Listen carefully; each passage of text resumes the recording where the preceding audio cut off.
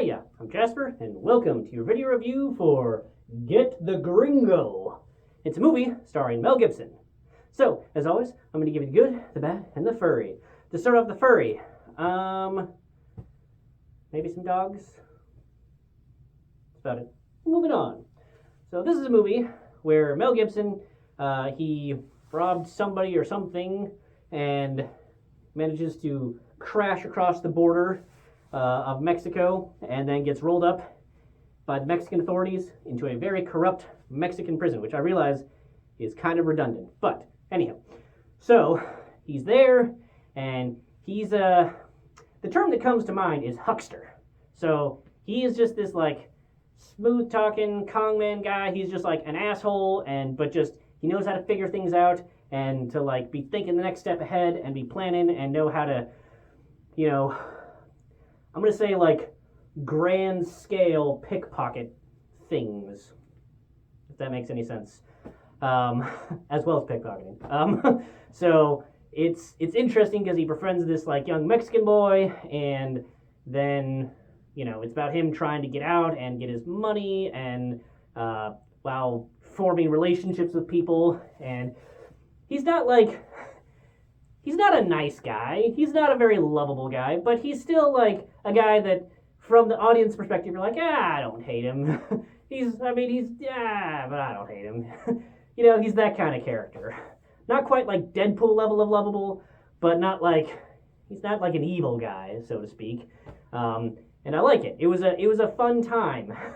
I really liked the setting that they used, and I don't know a whole lot about the Mexican prison system, because why would I? But it really feels like it was believable from what little I do think of for the Mexican prison system, and especially the corrupt areas of it, and just how he was able to work things, and just all the things that he did in the movie, I could definitely see happening in real life, even in today's day and age, and how they did it, I thought was quite fun. It was a fun time to just see like, okay, where's he going? What's that? What's his plan? What's going to happen next? Who's going to be happening? How's he figuring this out? What's that? So it wasn't like a mystery, so to speak, and I would lean it more towards action, but I don't know, like maybe Man on Fire type of thing, but he's not like, Man on Fire was the vengeance thing where like you wanted to see what happened next and how they got around it.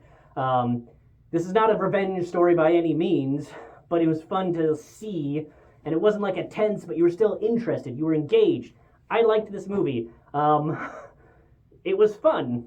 It was a fun time, and I'm going to give it a thumbs up. So I think that if you're looking for a more recent Mel Gibson movie where he's just having a grand old time, and it's not a Bourne Identity movie, but it's got some decent action in it, and it's got some fun, and it's got some lovable, I don't want to call them scamps, but lovable assholes, lovable jerks in it, I think you're going to have a good time. If you really don't like Mel Gibson, or if you really didn't like kind of how his character was in Lethal Weapons, I don't think you'll like this movie. But I enjoyed this movie, so I would say give it a shot. See what happens. Alrighty, that's all I have for this one. Thanks for coming. Thanks for watching. Hope to see you at the next one. Bye.